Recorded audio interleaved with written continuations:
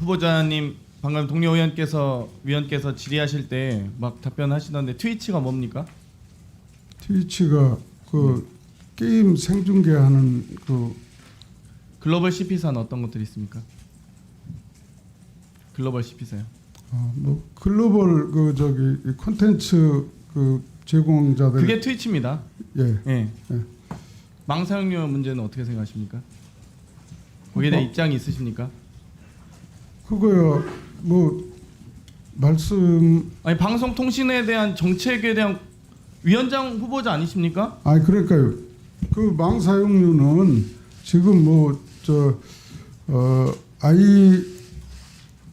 ISP한테 CP들이 지급하는 게 망사용료 아닙니까? 그럼 해외 CP사와 국내 CP사 간의 격차는 어떻게 해소하실 겁니까? 그거야 이제 서로 차등이 있으면 안 된다고 생각합니다. 그러면 방송사 수사는 해보셨습니까?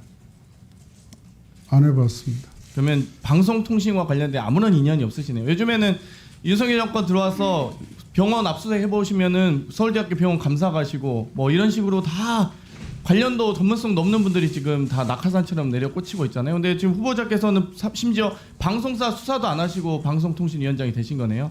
후보자로 지명되신 거네요. 참 한심합니다.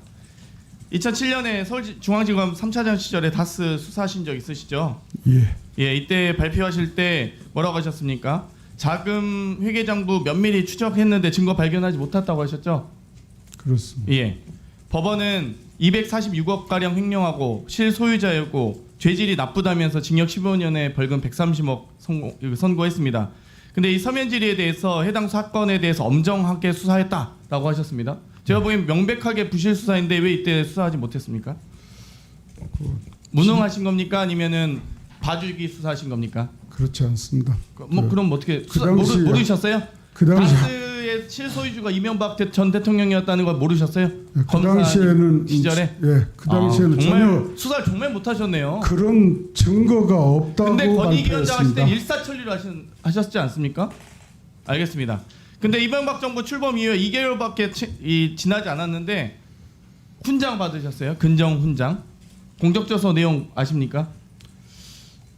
정확히 안 봐서 17대 모릅니다. 대선 관련 사건을 엄정하게 처리하여서 이명박 대통령 후보자에게 수사하시고 나서 2개월밖에 지나지 않아서 근정 훈장 수여 받으셨습니다. 훈장 수여 추천한 사람 누구십니까?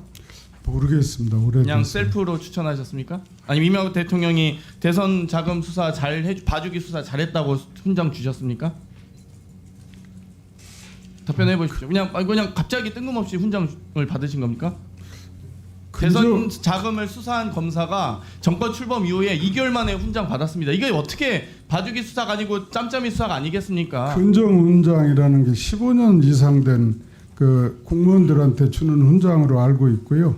저런 것 외에 제가 그 당시 22년 검사 생활을 했는데 그런 여러 가지가 고려됐을 알겠습니다. 거라고 누가 봐도 생각합니다. 이거는 오얏나무 아래에서 가끔 매신 거죠. 이 권익위원장 하시면서 방통위원장 후보자까지 아주 바쁘게 지내셨습니다. 이번 달 한 달을 제가 보니까 국무회의도 가셨고요, 대면 보고도 받으셨고요, 또 정무위 전체회의도 가셨고요, 또 방통위원장 방통위 준비 사무실도 출근하시고 참 예결위까지 가셨어요. 권익위 예결 예산은 많이 챙기셨습니까? 제가 아무튼 바쁘셨는데 이 권익위원장 사퇴를 왜 이렇게 늦게 하셨습니까? 6일날 원래 하신 걸로 저도 알고 있었는데 22일에 사직하셨더라고요. 그것도 비공개로. 권익위원장, 그러니까 지금 이번 정권에 한동훈 법무부 장관도 주랭랑 사퇴하더니 지금 권익위원장마저도 주랭랑 사퇴하고 있습니다. 여기에 대해서 어떻게 생각하십니까? 왜 비공개로 사퇴하셨습니까? 임식을 왜 비공개로 하셨습니까? 그렇지 않습니다. 제가 다 알리셨습니까? 그것은 제가 알리라 마라 그렇게 직원들한테 얘기한 적이 없습니다. 서울과 세종을 그래서 오시면서 나중에 바쁘게 지내셨더라고요. 일부러 보도 자료까지 제가 미처 기자들한테 안 알렸다고 그래서 알겠습니다. 보도 자료 배포하라고 그렇게 얘기를 네, 했습니다. 근데 권익위원장 왜 빠르게 임하시지? 왜 후보자 여유가 있으셨습니까? 그때? 업무 공백을 최소화하는 업무 공백을 최소화해야 됐으면 방통위원장 후보자가 되셨으면 안 되죠. 기본적으로 그건 당연한 소리고요. 지금 남영진 KBS 전 이사장 청탁금지법 위반 관련돼서 7월 13일 날 신고 접수 받고 나서 조사 착수 4일 만에 하셨습니다. 권태선 박문진 이사장 청탁금지법 위반 관련돼서 20여일 만에 조사 착수 바로 하셨습니다. 박민 KBS 사장 청탁금지법 위반 관련돼서 10월 16일 날 신고 접수됐습니다. 여기에 대해서 보고 받으셨습니까? 예, 접수 사실 보고 받았습니다. 네, 받으셨는데 왜 조사 아직도 2달이 넘었는데 아마 조사 착수도 안 하시나요? 이거 현 정권 인사라서 그렇습니다. 절차대로 하고 있을 아니 거라고 생각합니다. 전에는 이렇게 신속하게 권익위가 조사 착수하셨잖아요.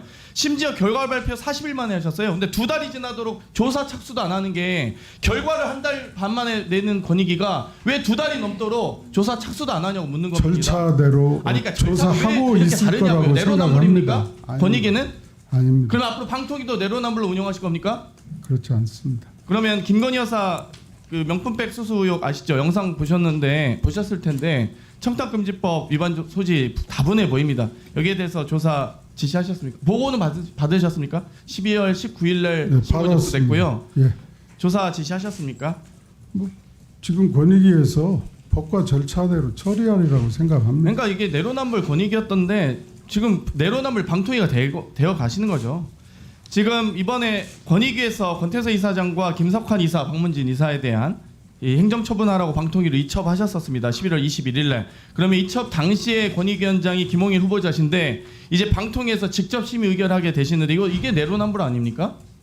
아까 말씀드린 대로 그런 일이 생긴다면 법 규정대로 그렇게 처리하겠습니다.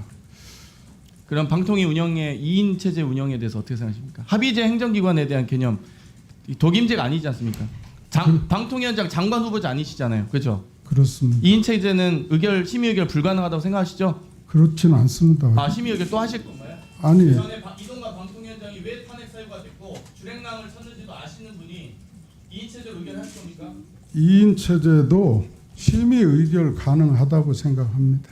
안 되죠. 합의제 행정기관인데 대통령 임명한 사람들만 가지고 여당 추천과 야당 추천이 있어야 합의제 행정기관이 완성되는 것이죠. 법률가인데 그것도 모르십니까? 꼭 바람직하냐의 여부는 차치하고 법률적으로는 문제는 없다고 생각합니다. 장관 차관을 하셨어야 자, 대통령이 하셨습니까? 시간이 지났습니다. 예. 다음은 홍석